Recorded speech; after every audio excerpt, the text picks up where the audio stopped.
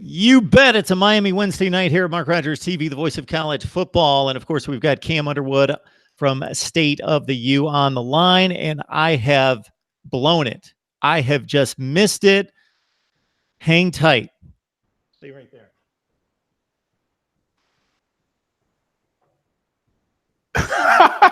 Okay. All right. I just noticed that. Okay.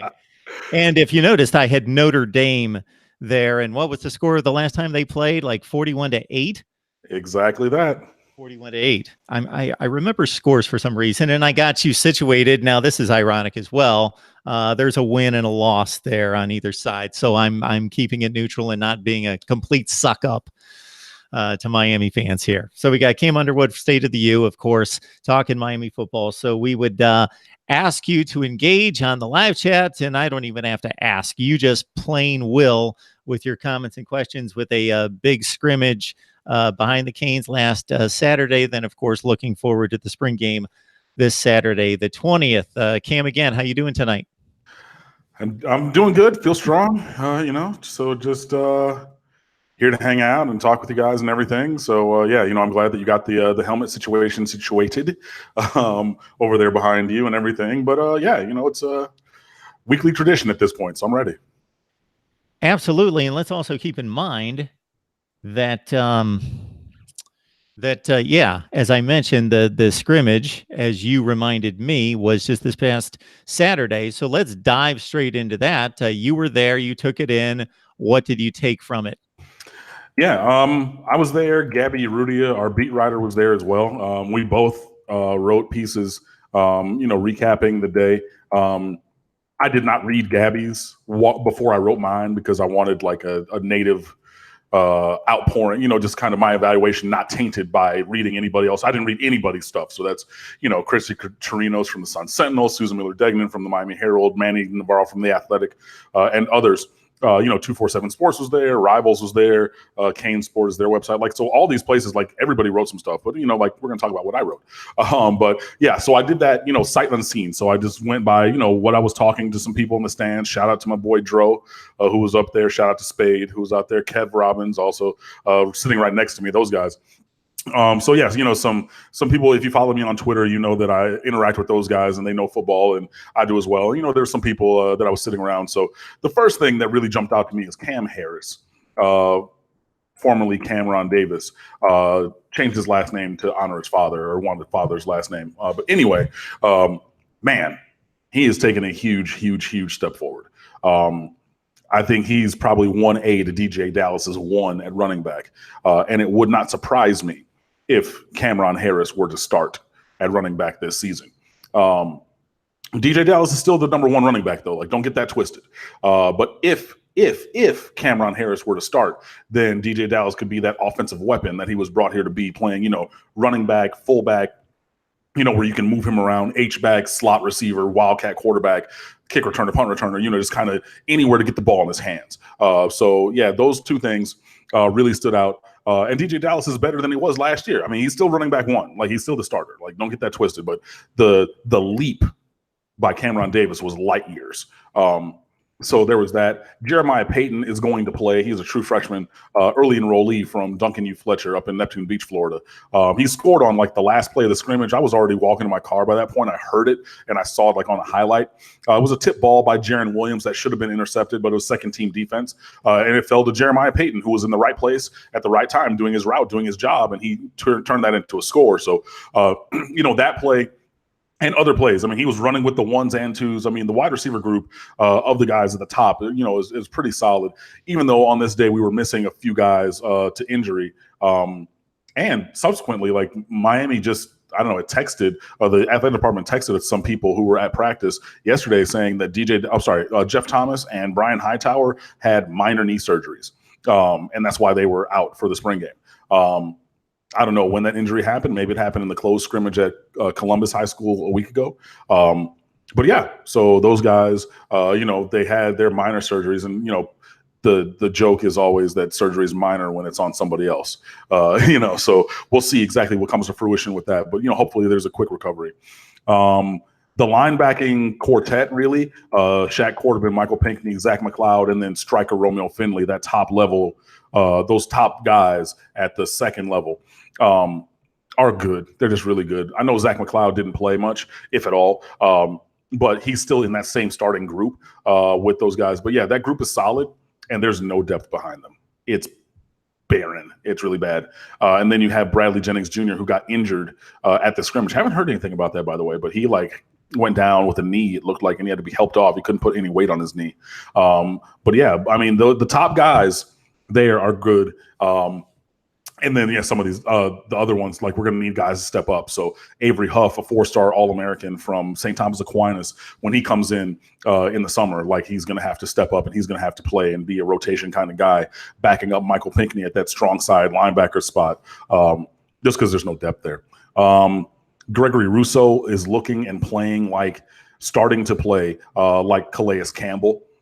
He was listed at 6'6", but he has to be bigger than that. Like, he's almost a full head taller than other guys. I mean, John Ford is 6'4", 6'5", and Greg Rousseau is like a half a head taller than is John Ford. I mean, he's massive. He's just massive.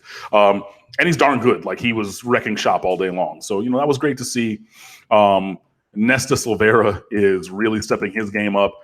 He still has that strong chip on his shoulder where he wants to fight a lot, just really, really aggressive. That I don't know if that is sustainable 100%. But, man, Nesta Silvera, he's taken another huge step forward. I would say in the leaps forward, it would be Cameron Harris, number 1, Nesta Silvera, number 2, which is really good because those are both sophomores from that really good recruiting class in 2018. And we need guys at both of those positions. Running back, because you need depth there, and that's a spot of strength for Miami. Defensive tackle, because that's a spot of weakness after having lost some guys, and we need guys to step up. And John Ford was another guy who missed the game with an injury. So, Nesta Silvera stepping up and making plays is great. At cornerback, DJ Ivey looks to be solidly ahead of Al Blaze Jr. for that number 2 cornerback slot. I think that both Ivey and Blaze Jr. are going to play, and probably play a lot. But if we're coming out on defense today to start the game, I'm putting DJ Ivey at cornerback opposite Trajan Bandy. Gervin Hall is an NFL player. I've been saying it. He's really good. And he's another sophomore from that 2018 recruiting class, just like DJ Ivey, just like Nesta Silvera, just like Cameron Harris. So that class that finished very highly ranked, those guys are starting to really turn the corner, even from being, contributors on some level as freshmen. So that's pretty good. Offensive line still needs work. There's guys missing. There's a lot of shuffling going on. Corey Gaynor's out with the injury, so Navon Donaldson moved to center. Zion Nelson, who's a true freshman, early enrollee from South Carolina. I'm sorry, thought I heard something. He came in at 6'5", 240. He's up to in the 250s now. Somebody is shooting over there. Anyway, sorry. You take care of yourself, Cam. No, I'm good. I'm good. Anyway, sorry. What was I saying? Zion Nelson. Yeah, so he was 6'5", 240 when he came in. He's up around 250, maybe a little bit north of that, but he's injured. But he's been taking first team snaps at left tackle. So, or rotating at least, but he's been on first team at left tackle. And yeah, he's tall and thin, a former basketball player type build. But if he's out there and they're running him in practice, I wanted to see him out there against the ones, because the scrimmage was 1s versus 1s, 2s versus 2s. Unfortunately, Zion Nelson was out. So that just speaks to the level of injuries along the offensive line. Will Mallory is looking really good as your number 1A tight end behind Brevin Jordan's 1. I mean, Brevin Jordan was a freshman All-American, so duh. Even though he's out right now. Michael Irvin Jr. is looking like a playable player, a viable player there, which is great. Yeah. And there were a ton of recruits there at Traz Powell. Now, I tweeted something out today because somebody asked me about it. Their recruits can go to the spring game in Orlando this upcoming Saturday. However, Miami's staff is not able to host them for a visit or interact with them because the NCAA was only going to approve one off-campus event where they could do it and interact with players. Because usually, when teams have on-campus stadiums, there's that's the rule. Like, you bring the kids to your campus and then whatever. So you had to get a waiver to do something off-campus. They were never going to approve two things. So the smart idea was to approve the scrimmage at Traz Powell, the mecca of Miami-Dade high school football. Like, all the great legendary players from Miami-Dade have played at Traz Powell. Like, it's literally like the emblazoned underneath the press box. It says the mecca. Like, this is the place to go.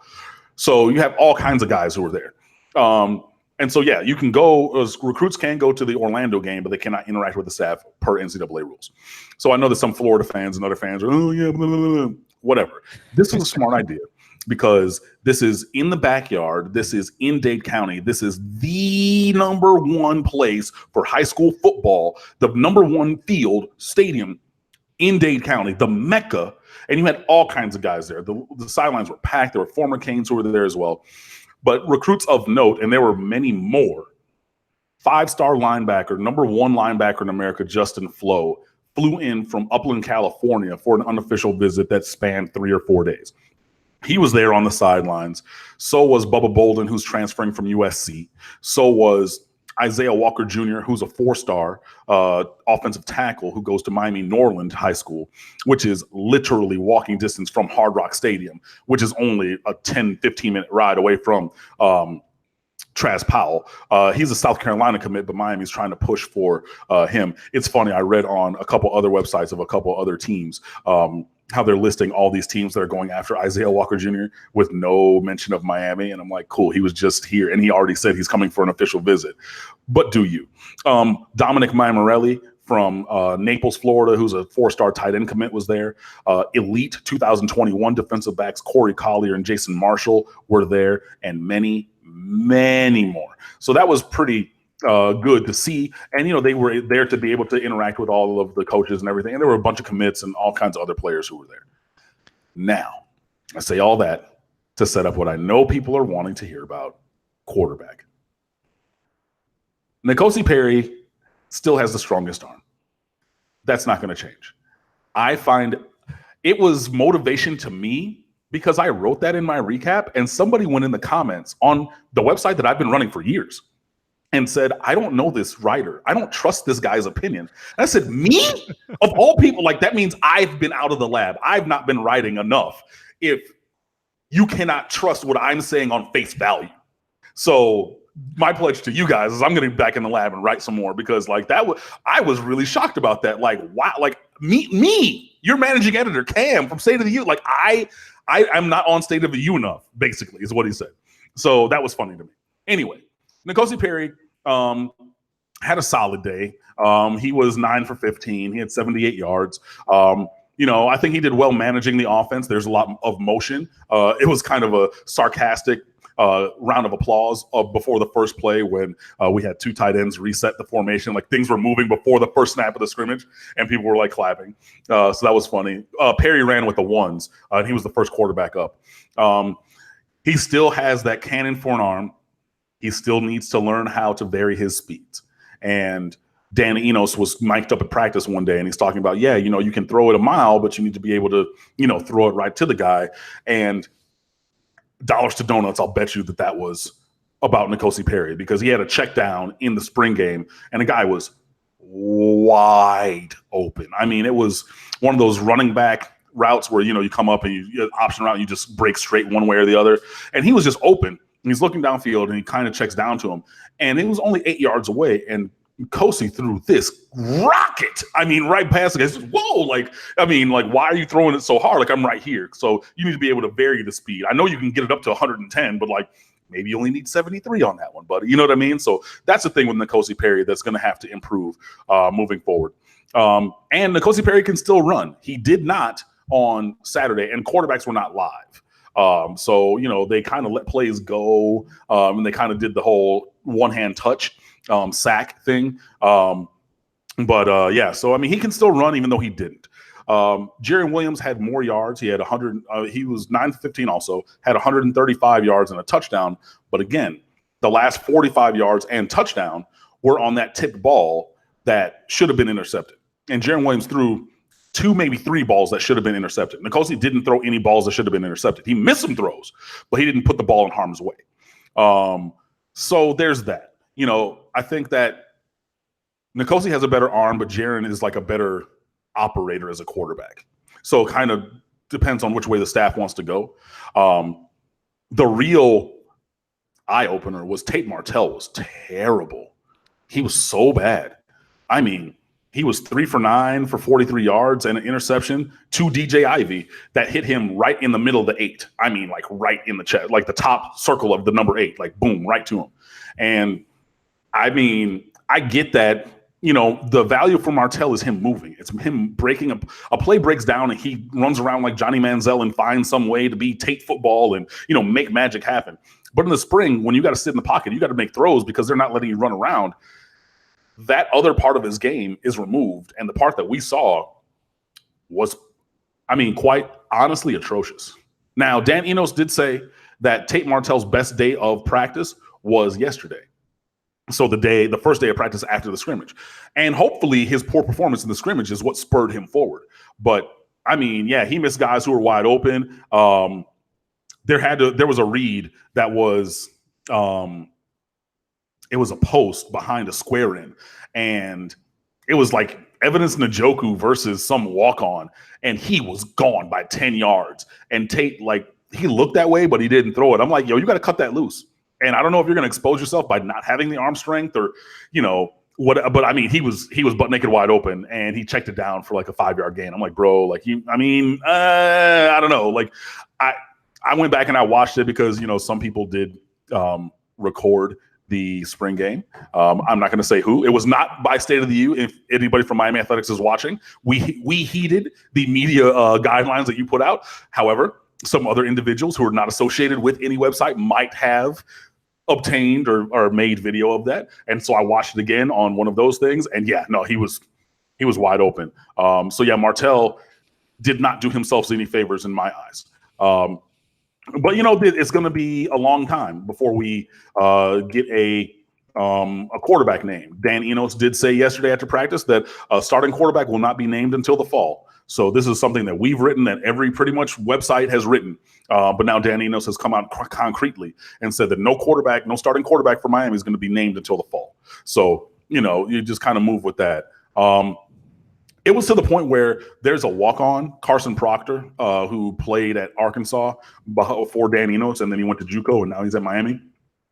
When your walk-on quarterback looks better throwing the ball than your former All-American player, high school player of the year in Tate Martell, it's bad. Plain and simple, full stop. So, Tate Martell dug himself a hole, and I will need to see marked improvement before I believe it, because I've seen it with my own eye. And again, he was going mainly against the twos. Now I know that the second team defensive line is dope. They're really, Miami's defensive line on both the number 1 and the number 2 team are going to cause problems. So it's going to cause problems for him up front. But you can't be missing guys who are wide open. You can't be throwing it into the dirt on, regular square ends, 8-yard, 10-yard square ends. You can't be missing guys who are not even throwing the ball to guys who are wide open. You can't throw ducks. You cannot hit. On a curl route, you cannot hit the defender who's here, who's like a step in front of the receiver, and the receiver stopped because he ran a curl route. You can't miss him so far that you throw it right to the defender. You can't do that. You cannot. And that's what I want to see happen. No, that's not what I want to see happen. I want to see the improvement happen. So those are basically my thoughts from the spring game. Overall, I think it was good. Obviously interacting with the fans and, some of the fans, not really, because it wasn't like a Canes Fest thing, but, giving the fans a way to see the team, especially in Dade County, bringing in all of the recruits, and then just giving a little glimpse of what's going to happen. Yeah, it was vanilla. There was like one little wrinkle here, one little wrinkle there, but seeing motion, seeing players move around and things like that, it was really positive. It kind of gives you the foundation for what Dan Enos is trying to build for offense. And the defense, I always believe, is going to be really good. And we just need to build more depth, but hopefully that depth is on the way. I'm done. Mark Rogers TV, the voice of college football, bringing on Cam Underwood each and every Wednesday night from State of the U. Please join him and the rest of the crew there on SB Nation. Break down the Canes. Would like to remind you that we've got Amazon links down in the description section of each video, including this one. You grab the Amazon link, do your regular shopping, and you help support the channel.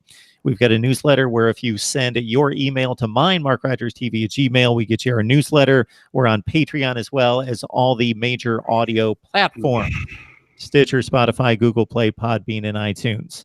This is a super chat, as Mr. Power Hitter P has reminded me. So he has contributed to Cam and myself and our delivery of what we think is first-rate college football analysis on the Canes.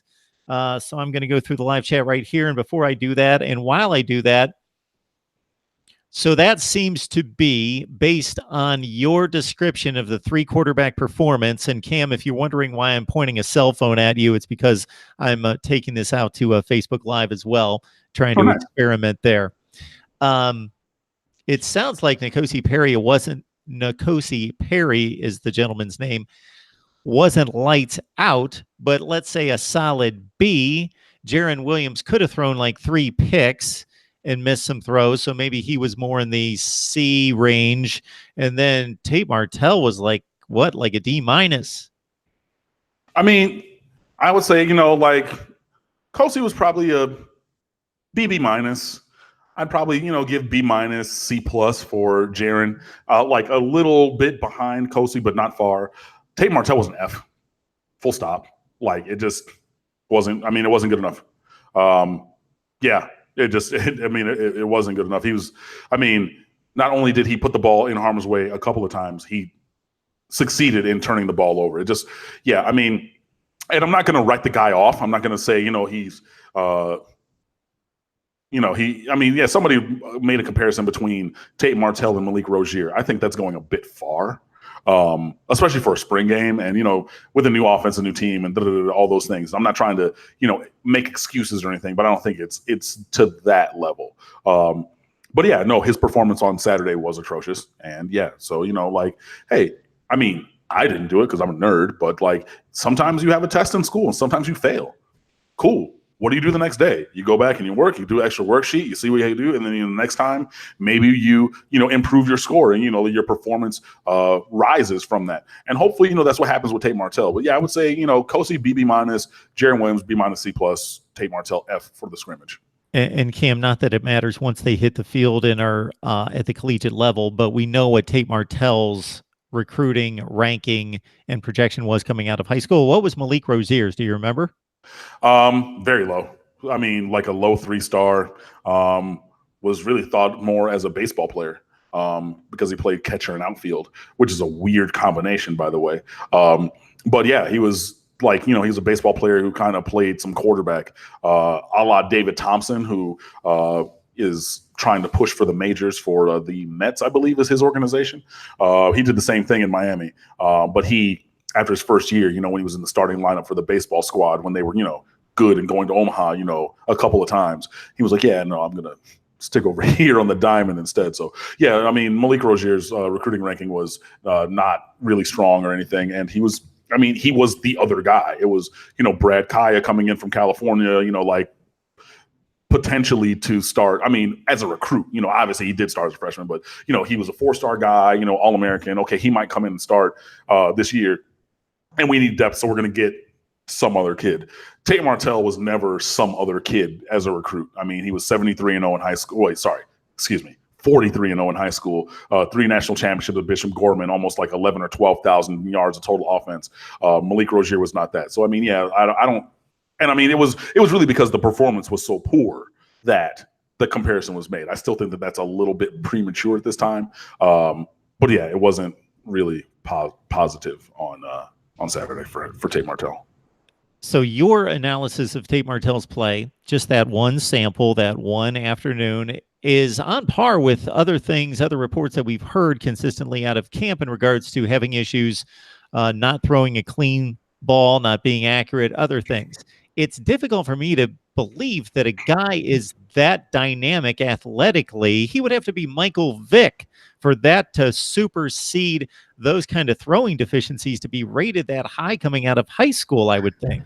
See, but the thing is, Tate Martell didn't sit in the pocket ever in high school because he didn't have to. I mean, you might throw, 1, 2, 3. I'm throwing quick to Brevin Jordan, freshman All-American who went to Bishop Gorman with him, was a year behind. Maybe I'm going to throw it outside. I mean, there's other wide receivers who went to like UNLV and other places on the West Coast. I mean, like that was, Bishop Gorman is a la St. Thomas Aquinas. Like they're loaded. You know what I mean? 43-0, 3 national championships when Tate Martell was there. Like, hello, like this team was full stop elite. But in that, you have other guys who are making plays, the running back and everything, and there were very few guys at the high school level who could tackle Tate Martell. So even if you get a free run on him, cool, I wiggle out, I'm moving around, and then I'm going to let that dynamicism work. He didn't have to stick in the pocket and pick apart a defense. He didn't have to be surgical like that because he had the ability to do what he wanted to do. When you do what you want when you're popping. And he was popping at the high school level. So, like, if I want to sit there and I want to throw quick, I'm going to do that. If I want to wait and throw it over the top, I'm going to do that. If I want to run around and make a play, I'm going to do that because you can't stop me. But at this level, Tate Martell has to fit within the box somewhat because there are guys who are athletic enough to stop him. There are schemes athletic enough to curtail his running around. And this is why, and I know, again, when I spoke at the beginning or right before spring practice, Dan Enos said, and I told you guys, that the thing that matters with the quarterbacks is you're breaking them down to the studs and rebuilding, just like it's a episode of, whatever, HGTV show that you want to talk about. Like you have the framework here, you tear everything down to the studs, and then you rebuild it in the way that you want. So I know that there are growing pains. I know that Tate Martell is trying to work on his footwork and be accurate and, work on his mechanics and all of those things. And this is the time when mistakes should happen. This is what practice is for. So you have, hopefully, obviously, a great performance. If you fall short of that performance, there's a thing, and I taught for years, and this is similar to, when you're teaching a skill, it doesn't really matter what the skill is, but in the moment after you've endeavored to do something, there's like a golden moment of like 2 or 3 seconds where if you don't talk and you're focused, you can really jump in there right now in that time and correct what's going on. That has to be happening in spades for Tate Martell. So yeah, there is time. And he is super athletic. You see him running through the Rutgers defense. You look on the high school highlight films and it is a show, but we still need to get him to do things a little bit better. If you want to make the comparison, just because, he finally got back into a green jacket, remember Tiger Woods? Young Tiger Woods, when he won the Masters in the U.S. Open by the most shots ever. And then what did he do? He fired his swing coach and he got a new swing coach. He's like, this is working, but this is not right. I can be better. And everybody's like, what? You won the Masters by 10 shots. You won the U.S. Open by 22. What are you talking about? So yeah, but I'm looking for perfection. I'm not looking for good. So it's the same kind of a thing where Tate Martell was able to get by, and he was very, very good in one way, but there are demonstrable ways that he can do his job, in air quotations, because, NCAA, won't let the kids get paid, but he can do what he needs to do for the team more effectively. And that's really what Dan Enos is trying to do for him and all these quarterbacks, to build them up in the right and proper way. Mark Rogers TV, the voice of college football. Please help us with a like.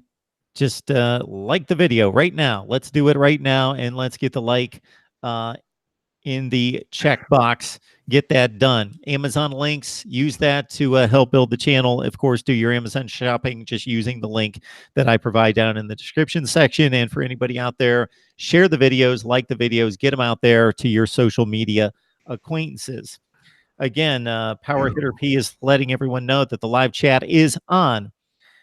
Deep Rot, this is not a Texas live chat, but I'm going to let you know that was a horrible bet you just made, betting $100 that Texas will make the playoffs, unless you got like 10-to-1 odds. If you got 10-to-1 odds, that's good. You don't make an even money bet that Texas or any particular team outside of Clemson and Alabama are going to make the playoffs. Okay, registry coordinator would like to know, and you may have hit on this when you went through the scrimmage and the various positional units, wants to know, Cam, who the starting left tackle will be in game 1. It's too early to tell. They're shuffling around. There's too many injuries. DeLon Scaife was over there for right now. If I had to, a la our Texas friend who apparently doesn't know how betting works, if I were to be a betting man, I would probably put $1 on DJ Scaife, number 51, to be the starting left tackle. But they're experimenting with so many guys. Zion Nelson, apparently he's been running with the ones a lot. Other guys, Zelante Hillary, he was out there, but he's played guard as well. Kylian Herbert, he's been out there. He's playing right tackle as well. John Campbell's, he was playing right tackle. I mean, there is not like a number one guy to be there, but Miami and Butch Berry are trying different options. And since they're still going through so many guys, it's really too early to tell. But again, if I had to give you a name, I'd put $1 on DJ Scaife. Ricky Suave. Mark, what is Cam's prediction for Lorenzo? You can speak directly to Cam. Anyway, what is Cam's prediction for Lorenzo Lingard's impact on the backfield this season? Would you be worried about Lingard transferring if he had a minimal role in 2019? No, not worried at all. Because I believe, with the shelf life of the running back position, DJ Dallas is more likely than not going to leave after this year. With another strong year, he had over 1,000 yards total all-purpose yards. I think it was at like 1,250. I mean, that's kick return, punt return, receiving, and rushing. I think he was like in the 1,200 range for all-purpose yards. If he bumps up to 1,700 yards of all-purpose yards and everything. And again, he's a junior now. He's a third-year guy. And, the lifespan of a running back is shorter than most other positions in football. He's probably going to go. So then you're going to have Cameron Harris and Lorenzo Lingard and Don Chaney, Jr., who's going to be a freshman next year in 2020, his recruiting class, there on the roster. With probably another running back in this recruiting class. But no, I don't really foresee that. I mean, you have to work for everything that you get here at the University of Miami. And yeah, Lorenzo Lingard is behind the 8 ball a little bit because he tore his knee up or got injured in practice. And, Cameron Harris has taken this opportunity to really step forward and everything. And DJ Dallas has really seized the number 1 role. But I don't think that he's going to transfer. I'm not going to look at that. I mean, could he? Yes, absolutely. Especially with the transfer portal where, you can kind of put out feelers and see, who contacts you. And if it's, Abilene State or, South Texas or whatever versus, Clemson, Alabama, whatever, those kind of teams, and gauge your value, if it were. Like, sure, like it is possible. But no, I'm not really worried about that. I think that he's rehabbing hard. That's what we've heard. That's what we've seen. From everybody who's been in practice and, the reports, from sources at the athletic department and everything. So, yeah, I mean, he might be the number 3 running back, but I mean, still, look at last year. Cameron Davis was the number 3 running back. Lorenzo Lingard got hurt and boom, all of a sudden Cameron Davis has a bigger role. So, I don't think that he's going to rest on his laurels of being a 5-star recruit out of high school. I don't think that he's going to feel sorry for himself, Lorenzo Lingard, that is. But yeah, there is an opportunity there. And especially at a position where you can rotate in multiple guys, I'm not really worried about that. And I think that, Lorenzo Lingard is going to have a bigger than minimal role. But I guess that depends on your definition of minimal. If you're talking 50 carries or more or less as being minimal, then he might be in that range. I'm not going to say he's going to get to 100 or 200 carries because that's a lot. But he's going to be a contributing player, and I think that he's going to continue to grow his role. And then, yeah, as a junior, in 2020, that backfield of Cameron Davis and Lorenzo Lingard, you're again building towards what Mark Richt had at Georgia, which is what was sold to Lorenzo Lingard to get him down here because you have a big speedy back. So no, I'm not really worried about it. But if he chooses to evaluate a transfer, then we'll deal with that at that time. Slim Shady, thank you so much for the contribution to Mark Rogers TV and to Cam, because Cam he works full time. He has the State of the U position in which he runs the site. So this is a full-time job and a half for him. What other obligations he has, I'm sure they run rampant. In addition to that, he gives us his 60 to 90 minutes every Wednesday night. So we appreciate any contribution. The super chat is on. Please throw us a couple bucks. That's all I'm going to say right there. I believe it's well worth what you get out of the channel overall and the Miami content in particular. And then, of course, the live chat took off on me, and I don't know where I was and trying to find something that you guys want to talk about. Hold A lot of people like to make predictions. Do we see, according to Cuban Canes, and I've heard this question from a number of people, Cam, is there a possibility that Tate Martell, and you've addressed this to a certain extent, but the player that's being brought to mind is the former BYU quarterback, Taysom Hill, who is now the relief for Drew Brees in those set packages for the New Orleans Saints? Yeah, that's a piece that our guy Justin DeTavio wrote this week, evaluating how, if Tate Martell is not the starting quarterback, envisioning a Taysom Hill-like package for him here in Miami. And obviously, you have to feel the game and everything. You don't really want to rotate quarterbacks, but if you have a dynamic player, an athletic player where you can utilize and leverage that athleticism to your advantage, then you should do that. So yeah, go check out On State of the U. It's a piece by Justin DeTavio, who wrote about that. And I mean, that is possible. I don't know what Manny or Dan Enos would do. I mean, they're new. Dan Enos is new here. We've seen him do some things in some other places, but the offense for him is very malleable. It can be changed according to the personnel that you have. So I don't know if he's going to do that. Manny Diaz, this is his first time as a head coach. I have no clue if that's something that he would even entertain doing. Does Tate Martell have the athleticism and fit the athletic profile to be that Taysom Hill kind of Cordell Stewart, slash role, when he was in Pittsburgh with the Steelers with Taysom Hill for the Saints? Is that possible or potentially possible? Yes, it absolutely is. I think that, and Justin, he wrote a piece and he really detailed the ways in which that is potentially possible. It remains to be seen. Obviously, if Tate Martell is starting, then you're not going to have a special package of that nature because he's your starting quarterback and you can't have your starting quarterback out there catching passes down the seam or anything like that. I remember that one time, Robert Griffin, when he was at Baylor, they ran a half toss and then they sent him down the middle of the field for a pass. And he got blasted by a safety. And I'm like, what are you doing? No, that's supposed to be a toss. And you go towards the sideline so you can step out of bounds, not past the middle backer in between two high safeties. What are you doing? So we're not going to do that with Tate Martell, especially if he's starting. But I mean, if he's not starting, then, you have to look at the players that you have on the team and find ways to get them the ball and, be successful on offense. And if that is one way, then fine.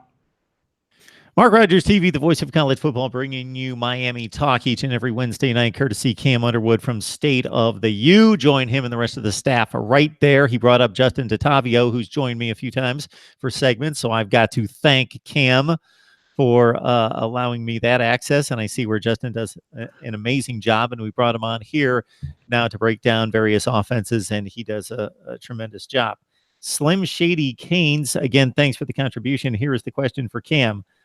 Would it help for some D linemen to play two-way football to help the offensive line?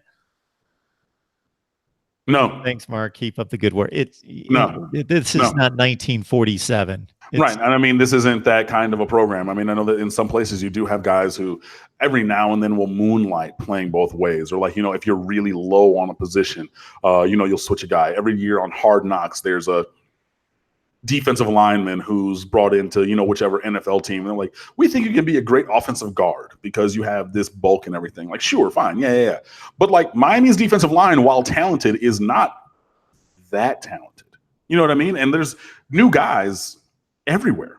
I mean, yeah, okay, your number one D line should be Jonathan Garvin at one end, John Ford at the tackle, Nessa Silvera at the tackle, and then probably Trayvon Hill at the other end. Cool. So that means your second line is going to be Gregory Russo and Scott Passion at the ends with Chigozie Naruka and Pet Bethel at tackle. Cool.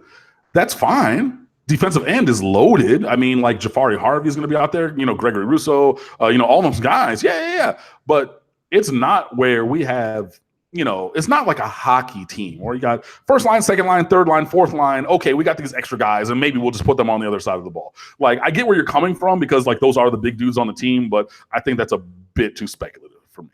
These are quite not the days of Chuck Bednarik, who would be the last NFL player to play both ways, I believe, for the Philadelphia Eagles in 1960. Peanut 3844 Abel, who makes it a consistent complaint that we come on late. Peanut 3844. I do appreciate that you're wanting us to get online on time and ready to roll, and you're just waiting and waiting and waiting. But I just find it amusing that I would not regularly or normally remember that, but it's happened so many times that I remember that it's always you pointing out that we're late. And number two, you're asking, saying, Mark, we always get your guests' opinions, but we never get your opinion. So actually, just look through the videos. It's pretty obvious. So I bring on the Michigan guy, bring on the Penn State guy, the Miami guy, the Florida State guy. And yes, they are the experts that track the teams and cover the teams day in, day out. And if I hear something that I think is just off the wall, or if I think something's a great point that could be amplified, you're going to hear my perspective. But there are plenty of videos that you can find on my channel where it is just analysis from me, and that's where you get my opinion on whatever program, conference, topic. You're going to get tons of opinion from me coming up in the next few weeks. I'm ranking all the schedules. I'm going through the ESPN college football playoff predictor that I checked out, and I don't want to give anything away, but I think it's ridiculous. So I'm going to run through those and a number of other things that I've seen recently. So you're going to get plenty of opinion out of me.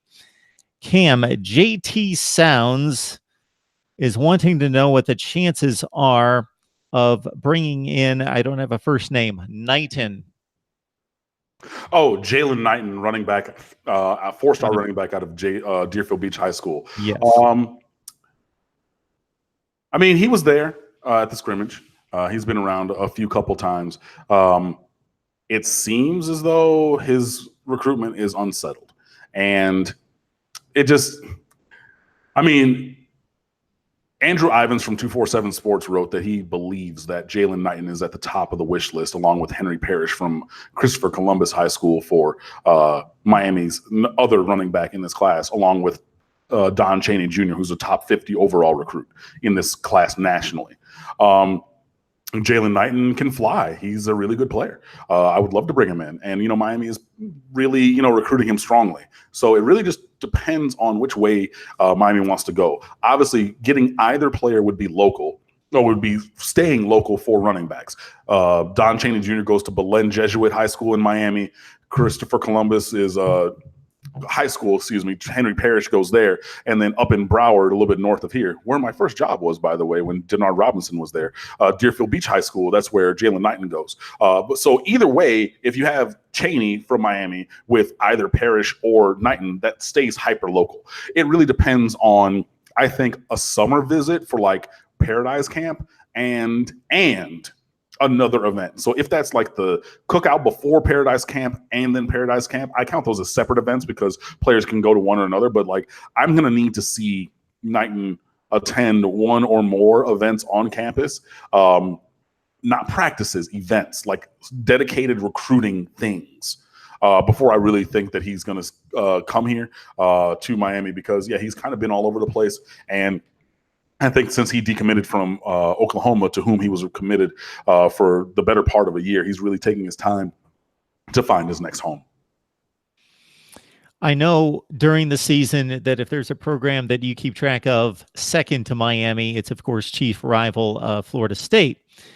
During the recruiting season, probably to a lesser extent, but along the same lines, you're tracking Florida State. And because anyone can hear the knowledge of Miami's targets, and obviously they don't bring everyone in, and there's a wide spectrum of players out there. So once they commit to other schools, you're still well aware of their skills and abilities, and will often on here state, this kid went to Wake Forest and somebody else went to Florida and somebody else went here, and you're able to track them through their college careers because of having such a broad-based knowledge of the recruiting process there.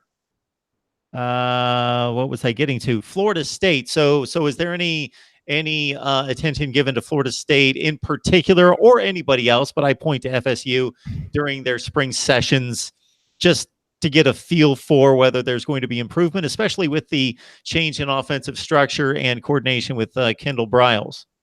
Yeah, I mean, I do take a little bit of a look there, just to get as much of a view as possible. I mean, I know that, their fans and Florida fans are trying to find every video possible from Miami. to do the same thing. And, to Miami's credit, the, athletic department came out and said, yeah, we're not releasing much video from practice so that teams don't have video on us.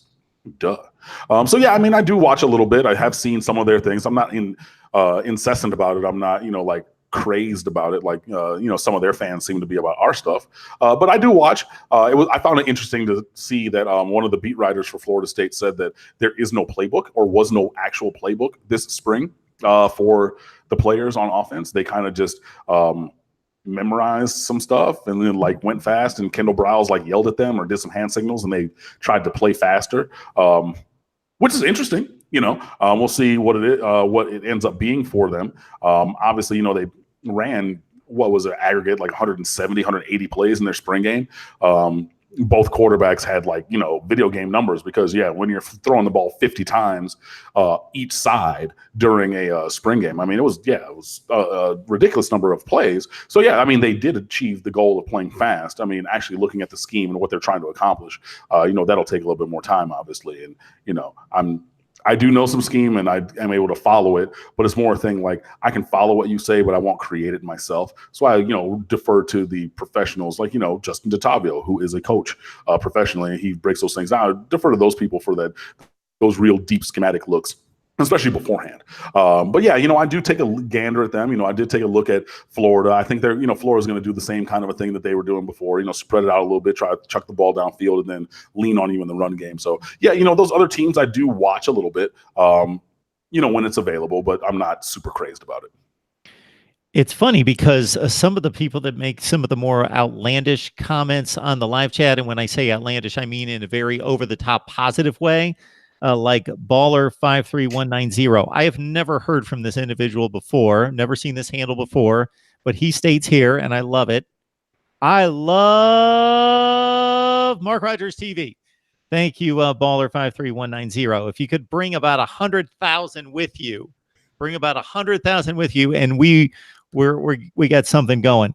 Slim Shady Canes, every time we don't answer your question in the manner in which you would like. The first one being the transition of the defensive lineman to playing offensive line. If you're going to throw another $5 on the chat, that's great. I'm good with that. Who countered by saying, I love this, Slim Shady Canes, and you've been watching a long time. I love the contribution.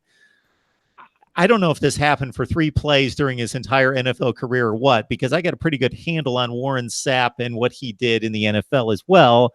I know Slim Shady's pointing out here, Cam, because of the answer that we both gave in regards to having the defensive line playing on the offensive side. Warren Sapp played O-line, D-line, and special teams in the NFL, Mark. Get out of my face. Like, it is...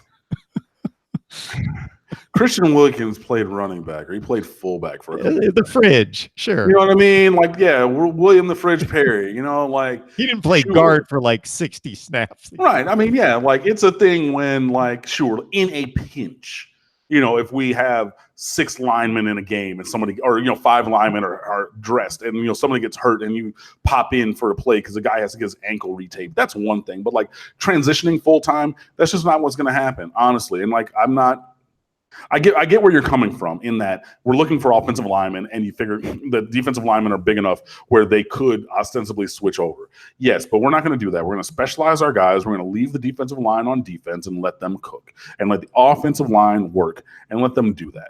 So even though there is a size component, like a physical build similarity, where I get where you're coming from, but that's just not going to happen. You're not going to have guys who play both ways. Even Jabril Peppers at Michigan, he played a handful of snaps on offense in addition to his starting defense. Charles Woodson, who was a Heisman Trophy winner at Michigan, for playing some offense. He played some offense. He didn't play all the time. Any person you look, Devin Hester, he like bounced around between every position because he couldn't catch the ball in college. Fine. But any guy who's playing both ways is not playing both ways in the way that a high school guy is. Like Willie Moise from Chaminade Madonna High School, 4-star defensive tackle recruit in this 2020 recruiting class. Chaminade Madonna is a tiny high school in Hollywood. They have like 600 kids total. right? So they have like 50 something on a high school team. Usually you have like 80 or 90 kids on a high school team because whatever, you've got a 3,000 person school. Yeah, you can get 100 kids. But their team, their school is so small numbers wise, and their team is so small numbers wise. And additionally, their team is so small physically. Since he's the biggest dude on the team, yes, he's playing offensive line and defensive line. True. That's in high school, though. Not in a Power 5 program, a program of the ilk of the University of Miami, and definitely not in the NFL. So again, I get where you're coming from theoretically. And maybe previously, if you're talking Optimus, if you're talking middle school, if you're talking high school, sure. At the University of Miami and moving forward, especially for where Miami should and wants to be, that's just not going to happen. And I'm sorry that I had to be the guy who broke that to you today.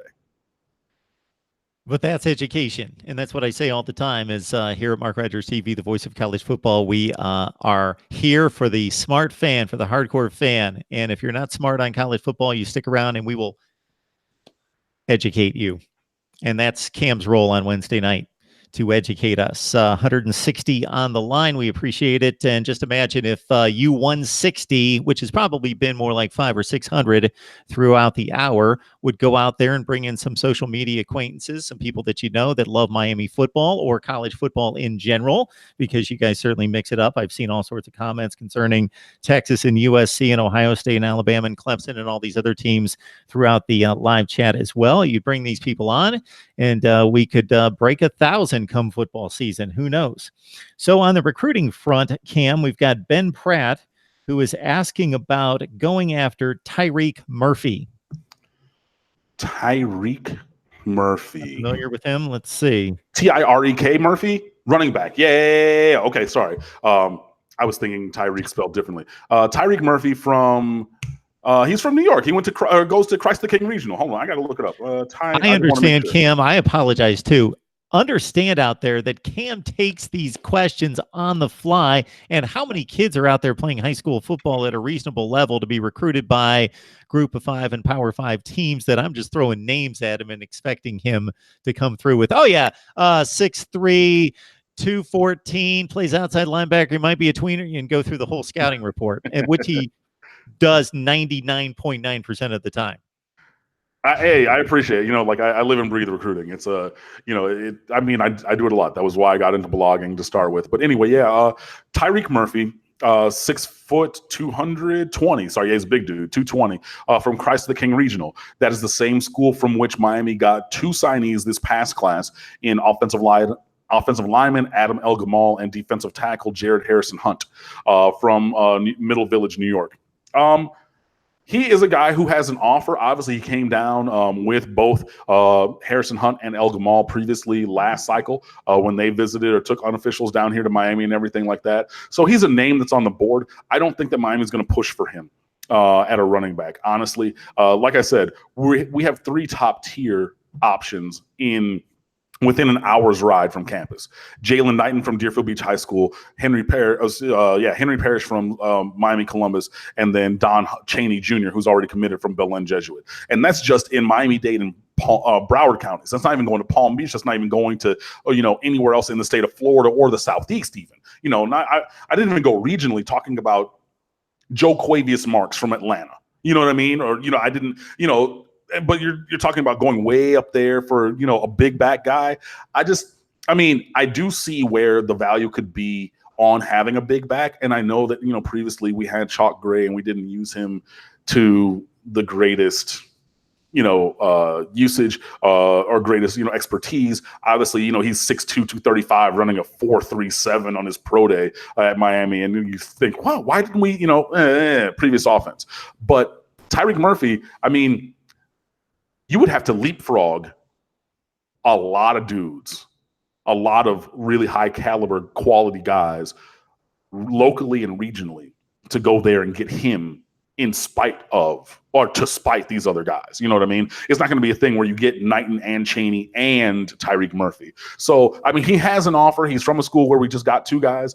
His recruitment right now is between Notre Dame and Michigan, just staying up in the, Midwest or, northern part of the country. And I think that that's probably a better fit for him because of what they want to do. And it's a better fit for us because, like I wrote in the recruiting rules, rule number 3, I believe it is, you have to recruit locally first and nationally second. And I do not mean this as any kind of disrespect, but if you're going to go out of state for a running back, I'm going to need him to be a first-round draft pick. I spoke previously to a well-known, very well-known college coach, and who was very far away from where he worked when I spoke to him down here in South Florida.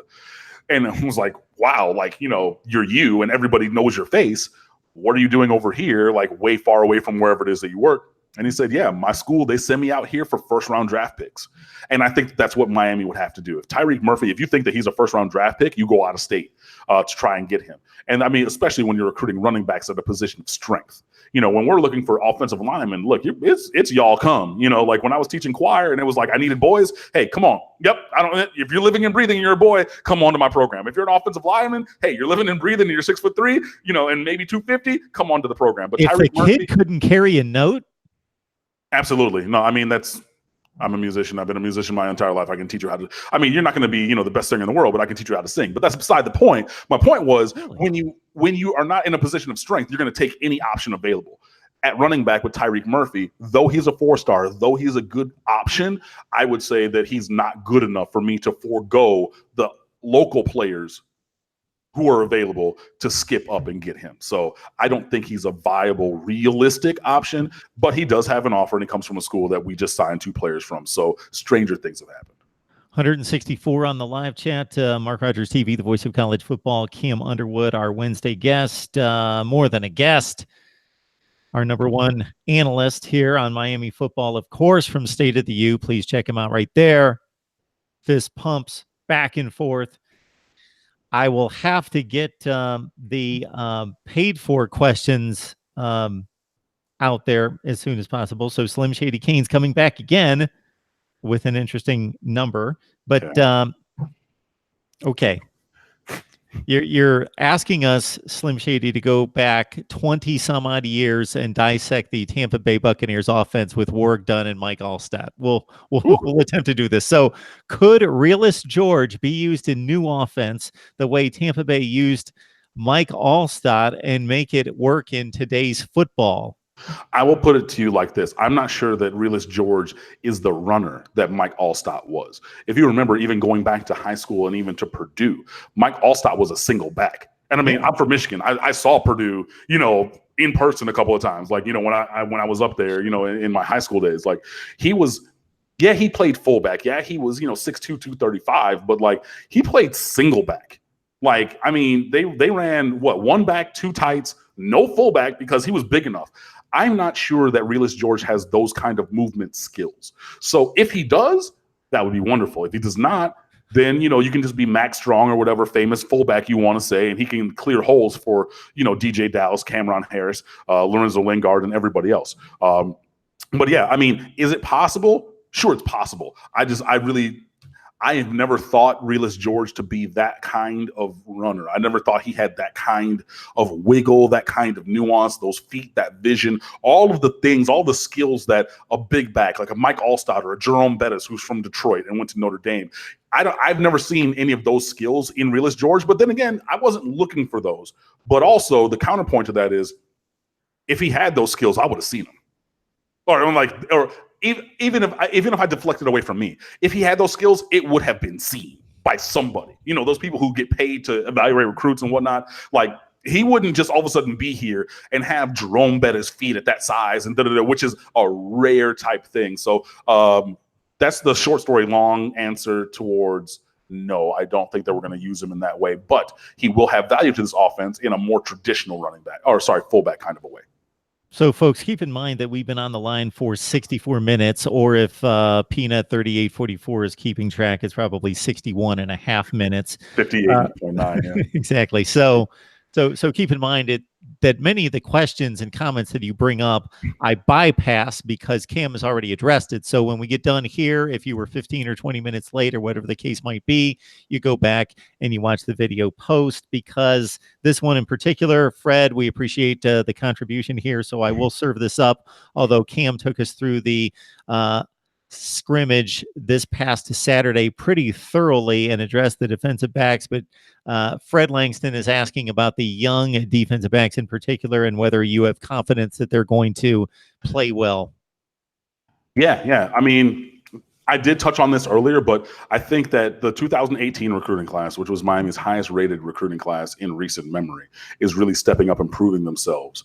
And for why they were so highly recruited. So that's Al Blades Jr., that's DJ Ivey. And I think that Ivey's going to start as cornerback to Blades Jr. is going to keep playing. He played as a freshman. He's going to play, he plays sparingly on defense. He was really a special teams standout, but I think he's going to really grow a role on the base defense. Gervin Hall, also in that same recruiting class. So those three dudes all came in last year. He's stepping up as well. Amari Carter, who's a junior, so he's not necessarily young, and he was the recruiting class before that, but obviously you're sitting behind lifelong teammates, Sheldrick Redwine and Jaquan Johnson, who, by the way, if you didn't know it, were born on the same day in the same same hospital, went to or played Optimist together, elementary, middle school, high school, college. Like they played together, they were together their entire lives, literally from when they came into the world. It's kind of crazy, but those were both seniors, so you're playing behind them. So even a Amari Carter is like a younger type dude. So Trajan Bandy, he is a junior as well. So he's not even he's the elder statesman at this point, but he's pretty solid. So yeah, I think that the younger guys are stepping up. I think that they're proving themselves, and I think they'll be able to continue to do that. And when you add in some extra guys, the recruiting class coming in, Keontre Smith, to Corey Couch, Bubba Bolden, who's transferring in from USC, and yes, he's transferring in from USC. He was there at the spring game. I know people were asking, oh, he went to USC practice one time, and it was like, yes, he went to support some friends, and he just went to go hang out. But Miami announced him by name as having signed. It was not hyperbole. It was not speculation at that point. They're not allowed to name someone unless they have a piece of paper in hand. Bubba Bolden's coming. And, he's going to be a young dude, as in his only second year playing in college, but all of the talent in the world. And he probably should start if everything falls the right way. So, yeah, I am confident in the young guys stepping up, but I will need to see it. And, besides those guys that I have named, there will need to be additional guys who step up as well, just because, there needs to be depth. Mark Rogers TV, the voice of college football, coming your way. Again, I remind you that if you do your Amazon shopping using the links in the description section of any of the videos, you help build the channel. You don't spend an extra penny. You don't have to buy the product. Just please enter Amazon using one of the links. We're available on audio on any of the major platforms. Cam and the boys there at State of the U, please join them for Miami athletics coverage across the board. And of course, football. Power Hitter P, I believe, has the summary question of the night, which I was going to spit out at some point. Everyone, keep in mind, if I didn't get to your comments and questions, that's obviously impossible. We would be here all night, and they would just continue and continue and continue, because I missed hundreds, easily dozens, probably in the hundreds of questions and comments, and many of them are repeated over analysis that Cam has hit on over the last several weeks. But considering that Cam checked out the scrimmage last week, and then, of course, the finale is this Saturday, the obvious question is, Cam, what are you expecting to see? What is going to catch your eye? What are you looking for? What do you want to see? And one more side note, everyone else with your comments and questions, most of them will still be valid up until the first week of August. So hang tight and continue to ask them. Yeah. Mark's last point is good. There still is a lot of time. So I know people are asking about predictions and, depth chart and things like that. We'll get there. Promise. Position previews, all those kind of things. For one, I'm not going up to Orlando just because, it's Easter weekend, and I just decided that I didn't want to make that drive, and I have a couple other things going on down here. In general, Gabby Urrutia is going to be up there, our beat writer. He's doing such great work. You really need to be following him on Twitter. I think it's Gabby U22 or something like that. And then, obviously just reading on the website as well, just on stateoftheu.com, because he's doing yeoman's work. He's another guy. Like I said, we've had so many guys who come through our website and, they grow their skills and their brand, and, they turn that into other jobs, other places. And he's on that path. Gabby Urrutia is a really, really talented individual. You need to be reading what he's writing, honestly and truly. And I don't say that because he writes for me, because there are other people whom I read religiously on certain topics, and Gabby Urrutia is growing into one of those people for the Canes. So please be writing that. Now, for what I'm looking for in the spring, the final spring game, which, depending on the individuals in the stands, I might actually be able to put eyes on. Hint, hint. But nobody from State of the U, because obviously we would not do such a thing. I want to see what happens with the quarterbacks. Obviously, I want to see them, and more than just completing passes. I want to see the operation at the line. Like, N'Kosi Perry checked from a pass play. No, he checked from a couple of times. He checked from a pass play to a run that went for 12. He checked from a run to a pass that he overthrew slightly to the back of the end zone in a red zone situation, but it was the right read, and it was the right check, the right read, and the right throw, or the right throw decision, even though the throw could have been slightly better. But a throw like that to the back of the end zone should either be a touchdown or incompletion, not an interception. So on that part, that was, done well. So things like that, operating the offense, getting out of the huddle on time. And obviously we didn't really, I should have, but, checking the penalties and things, because there were multiple times that it would have been a delay of game, but obviously in a scrimmage, you're going to kind of let that go so the offense gets the rep, but you got to go back and look at those things. So, quarterback for one, offensive line for two is a thing, who plays where, what is the rotation, and what is their effectiveness, and things like that. And then, just, want to see the progression of the young guys, and see, the progression of the young guys. So that would be three. And then wide receivers. I just want to see you guys. I want to see those guys catch the ball cleanly every time.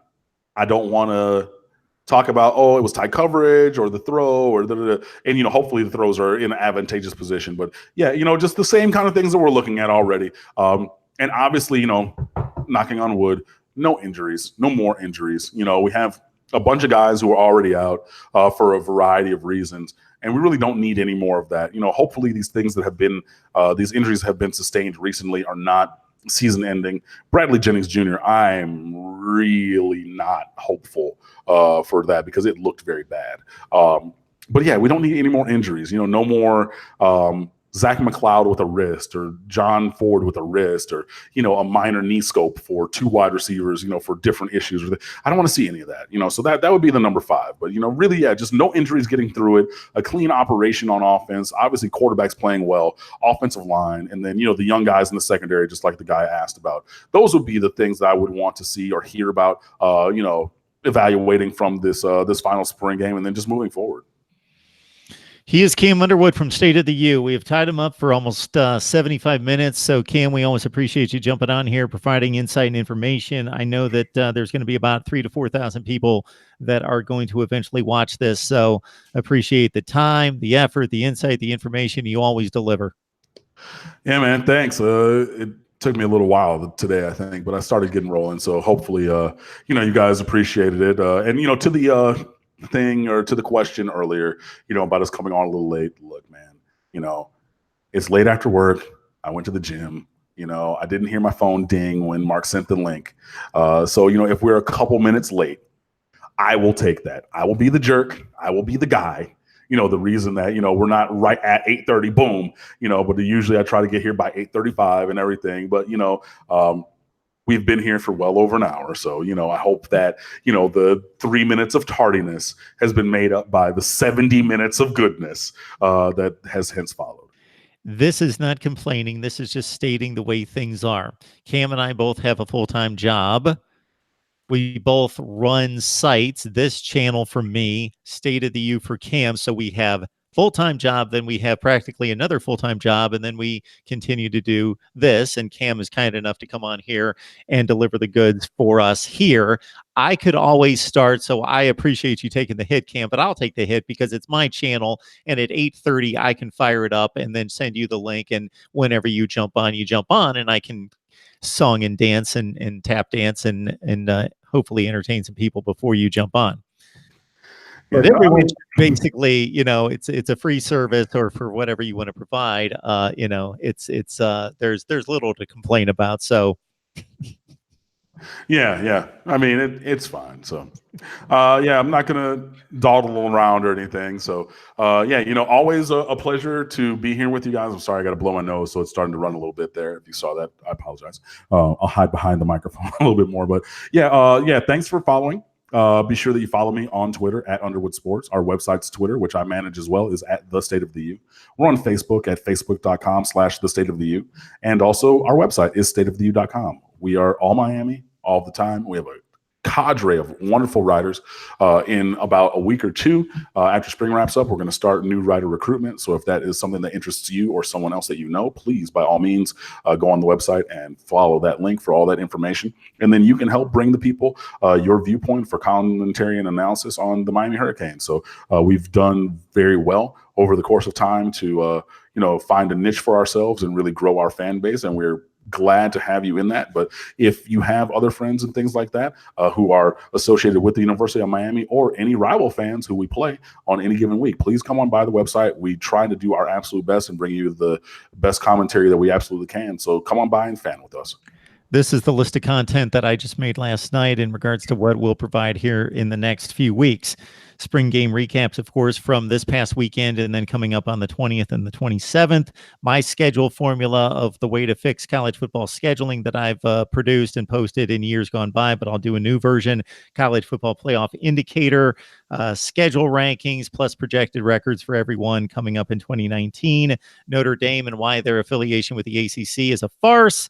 And railing on non-conference scheduling, which will lead into the scheduling formula that I propose. All right, Cam, we appreciate you stopping by. Yeah, I mean, that's a packed list. So, I look forward to all that, and we'll see you guys hopefully next week, but if not, then sometime soon. Awesome. See you, Cam. Thanks, man. See you guys. See you, everyone.